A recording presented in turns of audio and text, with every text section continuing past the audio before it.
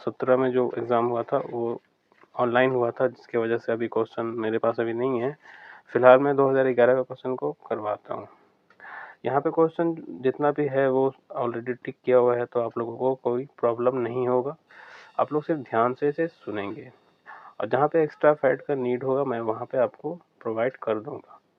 First यहाँ पे जो दिख रहा है आपको स्क्रीन पे, द स्टडी ऑफ एडमिनिस्ट्रेटिव नामक निबंध किस वर्ष प्रकाशित हुआ था? तो ये जो प्रकाशित हुआ था ये हुआ था आपका 1887 में प्रकाशित हुआ था। नेक्स्ट है लोक प्रशासन में लोक से तात्पर्य क्या है? तो लोक प्रशासन में लोक से तात्पर्य है जनता। नेक्स्ट है निम्न में से किस विद्वान ने लोक प्रशासन का अध्ययन प्रशासनिक विधि के परिप्रेक्ष्य में किया था? आप लोग सोच रहे होंगे कि यहाँ पे पब्लिक एडमिनिस्ट्रेशन का क्वेश्चन क्यों आ रहा है, तो मैं आपको बता देता हूँ कि पब्लिक एडमिनिस्ट्रेशन का सिलेबस में पहले था, ठीक है। और जैसे कि आपको पता है कि जेपीएससी में तो वो कंपलसरी ही है, पर पहले दरोगा में भी वो कुछ पढ़ना था इसमें। चलिए कंटिन्यू करते हैं। निम्न में से किस विद्वान ने लोक प्रशासन का अध्ययन प्रशासनिक विधि के परिप्रेक्ष्य में किया है? तो इसका आंसर है हार्वर्ड साइमन। नेक्स्ट क्वेश्चन है निजी एवं लोक प्रशासन में सबसे महत्वपूर्ण अंतर निम्न बिंदु का है। किसका अंतर है? तो निजी और लोक प्रशासन में सबसे बड़ा अंतर किस चीज का है? तो वैज्ञानिक आधार का। नेक्स्ट है पुस्तक द एडमिनिस्ट्रेटिव स्टेट के लेखक कौन है? तो वाइट वाल्डो। यहाँ पे वाइट पढ़ेंगे, ठीक है, वाइट वाल्डो। नेक्स्ट है किसके अनुसार सामाजिक क्रिया व्यवस्था के तीन निर्वाचक व्यक्तित्व व्यवस्था, सांस्कृतिक व्यवस्था और सामाजिक व्यवस्था है? यानी यहाँ पे पूछा जा रहा है, बोला जा रहा है कि किसके अनुसार, यानी कौन कहा था कि सामाजिक जो क्रिया व्यवस्था है वो उसका तीन क्षेत्र है, तीन निर्वाचक क्षेत्र है। कौन कौन? तो एक है व्यक्तित्व व्यवस्था, एक है सांस्कृतिक व्यवस्था और एक है सामाजिक व्यवस्था। तो किसने कहा था? तो ये है आपका आंसर पार्सन्स। नेक्स्ट है निम्नलिखित में से कौन समाज शास्त्र को विज्ञान एवं कला दोनों मानता है? वीर स्टडी, ठीक है। समाज क्या है? तो समाज एक आमृत है। आमृत यहाँ पे मतलब बोला जा रहा है कि मतलब कि ये मोर्टल नहीं है, मतलब समझ रहे ना, क्योंकि ये समाज कभी खत्म नहीं होता है। इंसान का वजूद खत्म हो जाता है मगर समाज का वजूद कभी खत्म नहीं होता है, तो यहाँ पे वही बोला जा रहा है। नेक्स्ट है 9 नंबर क्वेश्चन, निम्नलिखित में से समुदाय का उदाहरण कौन सा है? तो समुदाय का उदाहरण यहाँ पे कौन सा है? तो यहाँ पे बंदी गृह एक समुदाय का उदाहरण हो सकता है। यहाँ पे कुछ डाउट है पर हो सकता है। 10th नंबर क्वेश्चन है समिति है। समिति क्या है? तो एक समिति जो है वो मृत रूप है। दक्षिण अफ्रीका में गांधी ने निम्नलिखित में से किसकी स्थापना नहीं की थी? तो यहाँ तक आप जो 10 नंबर तक क्वेश्चन था ये तो मतलब लगभग 10 क्वेश्चन जो था वो पब्लिक एडमिनिस्ट्रेशन से क्वेश्चन अभी देख चुके हैं हम लोग। अब नेक्स्ट क्वेश्चन जीएस का है।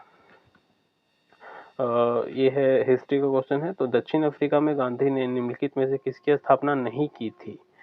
तो यहाँ पे आपका आंसर हो जाएगा इंडियन लीग की स्थापना नहीं की थी। तो किस किस चीज़ का स्थापना किया था? तो इंडियन ओपिनियन है ना, उसके बाद नेटाल इंडियन कांग्रेस, उसके बाद फिनिक्स आश्रम, है ना।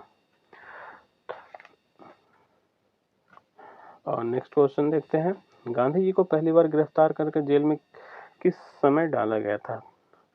किस समय डाला गया था यहाँ पे नहीं होगा, कहाँ डाला गया था? तो ये हो जाएगा दक्षिण अफ्रीका। कहाँ होगा यहाँ पे, ठीक है, कहाँ।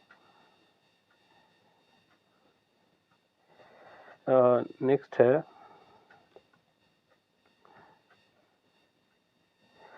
वह विदेशी लेखक कौन था जिसने गांधी जी को बहुत प्रभावित किया? तो ये तो फेमस क्वेश्चन है, तो इसका आंसर आपको पता है, टॉलस्टॉय होगा।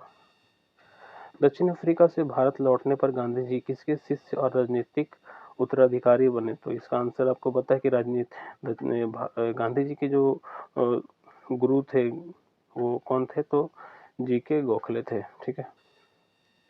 अखिल भारतीय राजनीति में गांधी के उपवासों की श्रृंखला में सर्वप्रथम उपवास किसके दौरान या कब किसके बाद किया गया था?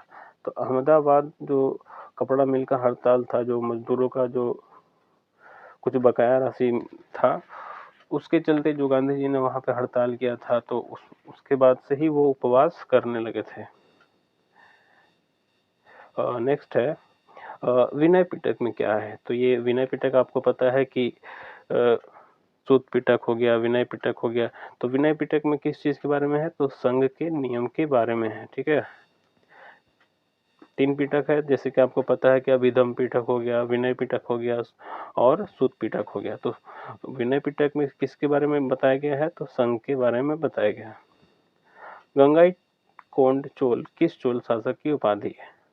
तो राजेंद्र प्रथम जो है, जो चोल वंश के शासक थे, वो कौन सा उपाधि धारण किए थे? तो वो उपाधि धारण किए थे गंगईकोंड चोल का। ठीक है, नेक्स्ट है तंजौर का जो बृहदेश्वर मंदिर है किसने बनवाया था? तो राजा राज। होयसलों की राजधानी कहाँ थी? तो हेल्विडो हो जाएगा। कंबोडिया का अंकोर वट मंदिर किस धर्म से संबंधित है? तो यहाँ पे सही आंसर हो जाएगा ब्राह्मण। बृहत कथा कोश किसकी रचना है? तो बृहत कथा कोश, ये इंपॉर्टेंट क्वेश्चन है, आप लोग इसे अपने कॉपी में नोट कर सकते हैं। बृहत कथा कोश किसकी रचना है? तो ये हरिसेन की है। निम्नलिखित में से कौन राजपूत कुल अग्निकुंडीय परंपरा से संबंधित नहीं है?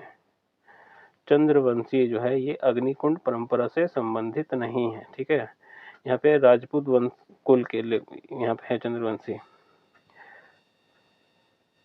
कौन सा ही सुमेलित नहीं है? देखिए, तो यहाँ पे आपका गढ़वाल जो है कन्नौज इसका हो जाएगा, परमार का मालवा हो जाएगा, तोमर दिल्ली हो जाएगा, चालुक्य का बुंदेलखंड नहीं वातापी हो जाएगा। ठीक है, माउंट आबू के प्रसिद्ध जैन मंदिर का निर्माण किसने करवाया था? तो ये आंसर हो जाएगा वस्तुपाल। आप क्वेश्चन का अब लेवल देख के आपको समझ में आ रहा होगा कि हाँ, ये क्वेश्चन जो है नॉर्मली हम लोगों को जल्दी देखने नहीं मिलता है।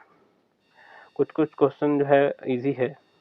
तराइन का प्रथम युद्ध कब हुआ था? तो ये आपको पता है कि 1191 में हुआ था। और द्वितीय विश्व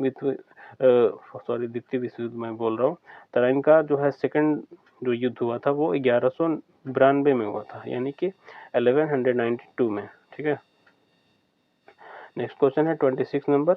मोहम्मद गौरी ने भारत पर अंतिम बार आक्रमण कब किया था? तो 1206। किस शासक की मृत्यु? 1206 हो जाएगा यहाँ पे। ठीक है, चलिए, किस शासक की मृत्यु चौगान खेलते समय हुआ था? तो आपको पता है कुतुबुद्दीन ऐबक का चौगान खेलते समय मृत्यु हो गया था। सीढ़ियों से गिरते समय हुआ था किसका? आप ये बताएंगे, कमेंट करेंगे। सर्वेंट्स ऑफ इंडिया सोसाइटी के संस्थापक कौन थे? तो जीके गोखले थे सर्वेंट्स ऑफ इंडिया सोसाइटी के संस्थापक। नेक्स्ट है अखिल भारतीय राष्ट्रीय कांग्रेस की प्रथम महिला अध्यक्ष बोला जा रहा है। ठीक है, तो प्रथम महिला बोलेगा तो आपका आंसर हो जाएगा एनी बेसेंट, और अगर प्रथम भारतीय महिला बोलेगा तो आपका हो जाएगा सरोजनी नायडू। ठीक है, लखनऊ में 1857 के विद्रोह का नेतृत्व किसने किया था? लखनऊ बोल रहा है। ठीक है, आपको पता है लखनऊ जो है ये बेगम हजरत महल आंसर हो जाएगा, और कानपुर बोलेगा तो नाना साहब हो जाएगा। ठीक है, और आपको मैं बता देता हूँ कि झांसी जब बोलेगा तो लक्ष्मीबाई हो जाएगा। ठीक है, यहाँ पे आपको दिख रहा है, यहाँ पे ये लक्ष्मीबाई कहाँ कहाँ से युद्ध लड़ रही थी अंग्रेजों के खिलाफ? तो झांसी हो जाएगा। 1857 में विद्रोह का आरंभ कहाँ से हुआ था? तो आपको पता है कि मेरठ से हुआ था। झारखंड का राजकीय वृक्ष क्या है? तो ये हो जाएगा आपका साल। साल क्यों होगा? क्योंकि यहाँ पे साल बहुत मात्रा में पाया जाता है ना। गोमियो विस्फोटक कारखाना झारखंड के किस जिले में है? तो ये हो जाएगा बोकारो में, गोमियो विस्फोटक कारखाना। ठीक है,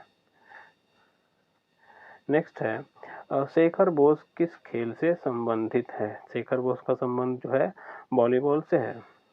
झारखंड के किस जिले की जनसंख्या सर्वाधिक है? तो रांची का जो है सर्वाधिक जनसंख्या है। नेक्स्ट क्वेश्चन देख लेते हैं कि जुबली पार्क कहाँ पे है, किस जिला में है? तो ये जमशेदपुर में है। जमशेदपुर सिटी हो गया वो। ठीक है, मूल अधिकार किस देश के संविधान से लिया गया है? मूल अधिकार बोला जा रहा है। मूल अधिकार अगर बोलेगा तो आंसर होगा अमेरिका, और मूल कर्तव्य बोलेगा तो आंसर हो जाएगा रसिया। ठीक है। राज्यों और संघीय क्षेत्रों की राज्यसभा में प्रतिनिधित्व का विवरण किस अनुसूची में है? तो ये हो जाएगा 4th, यानी चौथी अनुसूची में राज्यों और उसके संघीय क्षेत्रों की राज्यसभा के कितना प्रतिनिधित्व होगा उसके बारे में बताया गया वहां पे, यानी राज्यसभा में सीटों की संख्या जो है बोल सकते हैं। नेक्स्ट है यहाँ पे, बाल श्रम का निषेध किस अनुच्छेद में किया गया है? तो बाल श्रम का जो निषेध है वो किया गया है अनुच्छेद 24 में। ठीक है। और अगर बोला जाएगा कि बलात्श्रम अगर बोलेगा, यानी कि जहाँ पे आपको किसी से जबरन कोई काम करवाते हैं, तो वो हो जाएगा आर्टिकल 23। ठीक है। नेक्स्ट क्वेश्चन है, किस समिति की अनुशंसा पर संविधान में मौलिक कर्तव्य जोड़ा गया था? तो ये फेमस क्वेश्चन है कि सरदार स्वर्ण सिंह समिति की सिफारिश पर 42वां संविधान संशोधन जो हुआ था, कब हुआ था 42वां संशोधन? तो 1976 में। ठीक है। इसके अनुसार ही मौलिक कर्तव्य को जोड़ा गया था। मौलिक कर्तव्य कहाँ से लिया गया था? मैं अभी बता चुका हूँ कि वो रसिया से लिया गया था। मौलिक कर्तव्यों की संख्या कितनी है? तो मौलिक कर्तव्यों की संख्या टोटल कितनी है? 11।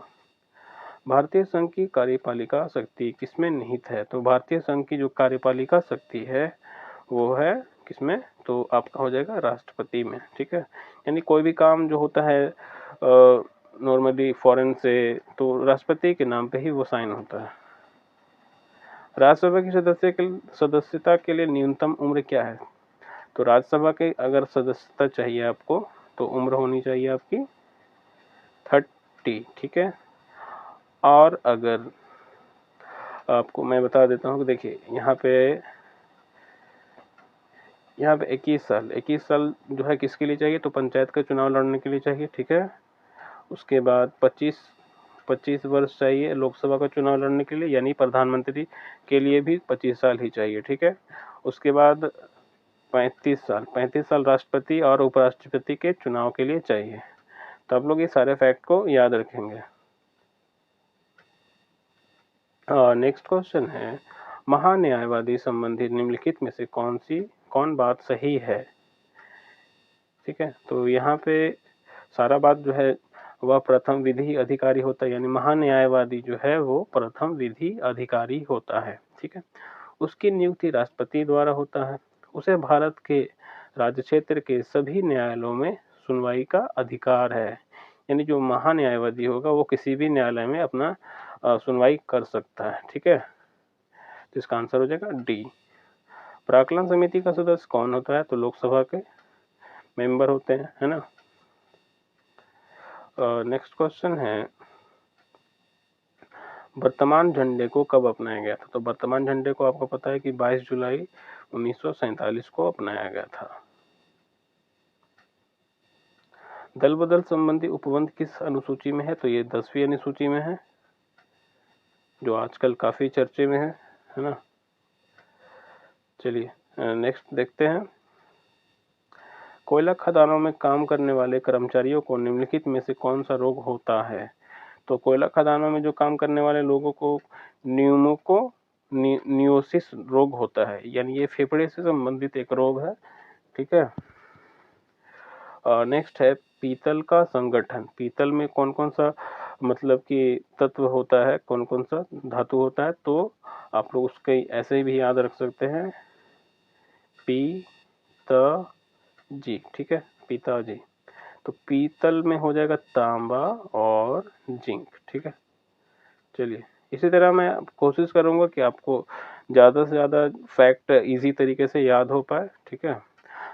तो आप लोग भी मुझे सपोर्ट करें और मेरे वीडियो को लाइक करें, है ना। चलिए नेक्स्ट है सोल्डर। सोल्डर जो है किन धातुओं का मिश्रण है? तो ये आपका है PbSn, Pb और प्लस Sn। ठीक है। Sn। तो Pb का हो जाएगा आपका लेड हो जाएगा और Sn हो जाएगा टीन का। नेक्स्ट है, ठोस कोण का मात्रा क्या है? तो स्टेरेडियन। और नेक्स्ट है, इलेक्ट्रॉन की खोज किसने की थी? तो J.J. थॉमसन। कोरंडम, कोरंडम जो है एक अयस्क है, तो कोरंडम से क्या निकाला जाता है? तो एल्यूमिनियम निकाला जाता है। ठीक है। भारी जल का सूत्र क्या है? तो भारी जल का सूत्र हो जाएगा D2O। ठीक है, यानी कि ड्यूटेरियम ऑक्साइड। प्रयोगशाला के उपकरण किस तरह के कांच से बनाए जाते हैं? तो प्रयोगशाला का जो उपकरण है वो पायरेक्स कांच से बनाया जाता है। ड्यूटेरियम किसका समस्थानिक है? तो आपको पता है कि हाइड्रोजन का 3 समस्थानिक है। ठीक है, उसमें से ड्यूटेरियम जो है हाइड्रोजन का ही समस्थानिक हो जाएगा। नेक्स्ट है 57 नंबर क्वेश्चन। डीएनए से संबंधित निम्नलिखित बातों में कौन गलत है? तो ये सारा सही है। ठीक है, यानी कि यह सभी आनुवांशिक क्रियाओं को संचालित करता है। जीन इसकी इकाई है। प्रोटीन संश्लेषण को नियंत्रित करता है। ठीक है। नेक्स्ट है विटामिन ए का रासायनिक नाम क्या है? तो विटामिन ए का रासायनिक नाम जो है ये हो जाएगा आपका रेटिनॉल। ठीक है, इसको कैसे आप लोग याद रखेंगे? तो इसका भी एक ट्रिक है। देखिए यहाँ पे मैं आपको बता देता हूँ ट्रिक। रथ पर एक टॉफी। ठीक है, रथ पर एक टॉफी। अब इसको कैसे बताएंगे? तो रा से यहाँ पे इसको ए लिख दीजिए। ठीक है, इसको बी लिख दीजिए, इसको छोड़ दीजिएगा, ए स्किप कर दीजिएगा, इसको सी, इसको डी और इसको ई, इसको के। ठीक है। हाँ, तो अब देखिए र से ए के सामने र है तो र से क्या हो जाएगा? रेटिनॉल। ठीक है, बी के सामने थ है तो था से थाइमिन होता है, आपको पता है। सी का जो रासायनिक नाम होगा वो आपका क्या होगा? एस्कॉर्बिक हो जाएगा। डी का कैल्सीफेरॉल हो जाएगा। ठीक है, ई का विटामिन ई का जो है रासायनिक नाम है टेकोफेरॉल, टा से टेकोफेरॉल। और विटामिन के का जो रासायनिक नाम है फेलोक्वानिन होता है। ठीक है, तो मैं कोशिश किया कि आपको इजी तरीके से ये सारा वीडियो के माध्यम से मैं आपको ज़्यादा से ज़्यादा फैक्ट को याद करवा पाऊँ। ठीक है, चलिए नेक्स्ट मैं आपको बताता हूँ। निमोनिया से शरीर का कौन सा अंग प्रभावित होता है? तो निमोनिया से शरीर का फेफड़ा प्रभावित होता है। कौन सा रोग विषाणु जनित नहीं है? तो एड्स है, रेबीज है, चेचक है, मगर हैजा जो है वो विषाणु जनित नहीं है। विटामिन का आविष्कारक कौन है? तो विटामिन का आविष्कारक फंक है। वर्णांधता से पीड़ित व्यक्ति को कौन सा रंग पहचानने में परेशानी होती है? तो जिसको कलर ब्लाइंडनेस होता है उसको लाल और हरा रंग पहचानने में प्रॉब्लम होता है। निम्नलिखित में से कौन अप्रत्यक्ष कर है? तो सीमा शुल्क जो है वो अप्रत्यक्ष कर है। ठीक है, ऐसे अभी ये कोई काम का नहीं है क्योंकि आपको पता है कि जीएसटी लागू हो चुका है। तो जीएसटी जो है अब आप बताएंगे कि जीएसटी जो है किस प्रकार का कर है, वो प्रत्यक्ष कर है कि अप्रत्यक्ष कर है। ठीक है। नेक्स्ट क्वेश्चन है कौन समिति वित्तीय क्षेत्र में सुधार से संबंधित है? तो नरसिम्हन समिति का जो संबंध है वो वित्तीय क्षेत्र में सुधार से है। योजना आयोग का गठन कब किया गया था? तो योजना आयोग का गठन 1950 में किया गया था। योजना आयोग में कितने सदस्य होते हैं? तो आपको पता है कि योजना आयोग की जगह में अब नीति आयोग आ गया है। ठीक है, 1 जनवरी 2015 को लिख देता हूं मैं, 1 जनवरी 2015 को। ठीक है, नीति। ओके, चलिए नेक्स्ट है योजना आयोग में कितने सदस्य होते हैं? तो ये निश्चित नहीं होती है। भारत का सबसे बड़ा व्यावसायिक बैंक कौन है? तो एसबीआई है ना। मौसम संबंधी घटनाएं किस परत में होती है? तो मौसम संबंधी घटनाएं जो है वो क्षोभ मंडल में होती है। तारों से जुड़ी बातों में कौन सा गलत है? तो तारों से जुड़ी बातों में कौन सा गलत है? तो ये गर्म होते हैं, ये गैसों के बने होते हैं, आकार में बड़े होते हैं। तो उपयुक्त में से कोई भी नहीं, यानी कि यहाँ पे सारे के सारे आंसर जो है वो सही है, गलत कोई भी नहीं है। ठीक है, चलिए नेक्स्ट है सूर्य पृथ्वी से लगभग कितनी दूर है? तो ये सूर्य जो है पृथ्वी से लगभग 15 करोड़ किलोमीटर दूर है। सूर्य का प्रकाश पृथ्वी पर कितनी देर में पहुंचता है? तो लगभग 8 मिनट में। 8 मिनट 16 सेकंड होगा, कहीं कहीं पे 8 मिनट 20 सेकंड भी देता है। सूर्य से दूरी के अनुसार ग्रहों में पृथ्वी का कौन सा स्थान है? तो ये आपको पता है कि तीसरा स्थान है। सबसे बड़ा ग्रह कौन सा है? तो सबसे बड़ा ग्रह जो है बृहस्पति है। तो आप देख सकते हैं अब क्वेश्चन जो है थोड़ा थोड़ा इजी आ रहा है, ठीक है। क्षुद्र ग्रह किन दो ग्रहों के कक्षाओं के बीच पाया जाता है? तो मंगल और बृहस्पति के बीच में क्षुद्र ग्रह पाया जाता है, ठीक है। आकार की दृष्टि से पृथ्वी का स्थान है, तो आकार की दृष्टि से पृथ्वी का स्थान 5वां है और सूरज से दूरी के हिसाब से जो है तीसरे नंबर पे है। आकार और बनावट में पृथ्वी की समानता किस ग्रह से है? तो ये आकार और बनावट तो आपको पता है कि पृथ्वी की बहन किसको कहते हैं? तो शुक्र को कहते हैं। क्यों कहते हैं? क्योंकि वो आकार और बनावट में पृथ्वी की समान है। अंतरिक्ष यात्रियों को आकाश किस रंग का दिखाई देता है? तो ये ब्लैक हो जाएगा, काला हो जाएगा। नेक्स्ट है किस ग्रह का अपना उपग्रह नहीं है? तो बुध और शुक्र का कोई भी उपग्रह नहीं है। चंद्रमा का व्यास पृथ्वी के व्यास का कितना है? तो लगभग 1/4 यानी कि लगभग चौथाई, ठीक है। यहाँ पे लगभग चौथाई का मतलब 1/4 हो जाएगा, है ना। नेक्स्ट क्वेश्चन है पृथ्वी से चंद्रमा की दूरी कितनी है? तो यहाँ पे पृथ्वी से जो चंद्रमा है वो कितना दूरी है? तो 3,85,005 किलोमीटर पृथ्वी जो है चंद्रमा से दूर है। आसवान बांध किस नदी पर है? तो आसवान बांध जो है वो नील नदी पर है, ठीक है। कभी कभी आप अगर भूल जाए कि नील नदी पर है कि इस पर है तो आपको पता लगाना कैसे है? तो यहाँ पे एक क्लू आपको मिलेगा, यहाँ पे देखेंगे आसवन तो लास्ट में न है और न से ये शुरू हो रहा नील, ठीक है। तो ऐसे आप रिलेट कर सकते हैं। कोई ज़रूरी नहीं है कि आप यही ट्रिक लगाएं, आप अपने दिमाग से भी लगा सकते हैं, है ना। विश्व की दूसरी सबसे बड़ी नदी कौन सी है? तो दूसरी सबसे बड़ी नदी कौन है? तो विश्व की दूसरी सबसे बड़ी नदी ये जो बोला जा रहा है ये आपको लेंथ में बोला जा रहा है, ठीक है। तो लेंथ में बोला जा रहा है तो लेंथ में अगर बोला जाएगा सबसे बड़ी कौन है? तो नील हो जाएगा। दूसरी सबसे बड़ी तो अमेजन हो जाएगा। विश्व की सबसे बड़ी ऊंची जलप्रपात तो एंजल हो जाएगा। निम्नलिखित में से कौन लैंड लॉक्ड देश नहीं है? तो लाओस है, नेपाल है और अफगानिस्तान है, भारत तो नहीं है ना। लैंड लॉक किसको बोलते हैं? जो चारों तरफ से पानी से घिरा रहेगा, है ना। कालाहारी मरुस्थल कहाँ स्थित है? तो कालाहारी मरुस्थल जो है वो कहाँ पे है? तो अफ्रीका में। सबसे लंबी तट रेखा कहाँ है? किस देश की है? तो कनाडा हो जाएगा। ब्रीफ हिस्ट्री ऑफ टाइम ये इसके लेखक स्टीफन हॉकिंग है। प्रथम भारतीय जिसे बुकर प्राइज मिला इसका नाम है अरुंधति राय, ठीक है। प्रथम भारतीय जिसे भारत रत्न से सम्मानित किया गया था तो ये हो जाएगा एस राधा कृष्णन। यूरोप का कॉकपिट किसे कहा जाता है? तो यूरोप का कॉकपिट बेल्जियम को कहा जाता है। सर्वे ऑफ इंडिया किस मंत्रालय के अंतर्गत आता है? तो ये हो जाएगा आपका विज्ञान और प्रौद्योगिकी मंत्रालय, ठीक है। आप लोग एक बार इसको वेरीफाई कर लेंगे, ठीक है। इजराइल की सीमा किन देशों से लगती है? तो इजराइल की सीमा जो है लेबनान, सीरिया, जॉर्डन और मिस्र से लगती है। मैराथन की दूरी कितनी होती है? कितने किलोमीटर की होती है? तो 42 किलोमीटर की होती है। देवधर ट्रॉफी किस खेल से संबंधित है? तो इसका आंसर हो जाएगा क्रिकेट। ग्रैमी अवार्ड का संबंध किस क्षेत्र से है? ये हो जाएगा संगीत से, ठीक है। समता स्थल किसकी समाधि है? तो जगजीवन राम की समाधि का नाम क्या है? समता स्थल। तो जीवन में क्या होना चाहिए? हम लोगों को समान देखना चाहिए सबको, ठीक है।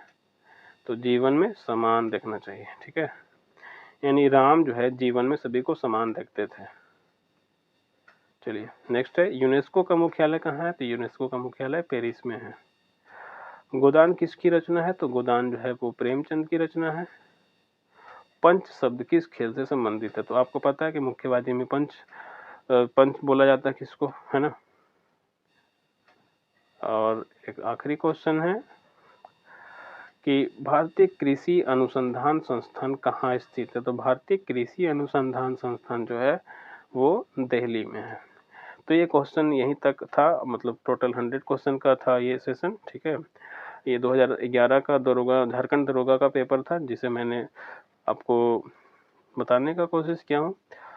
वीडियो अगर पसंद आए तो वीडियो को लाइक करें।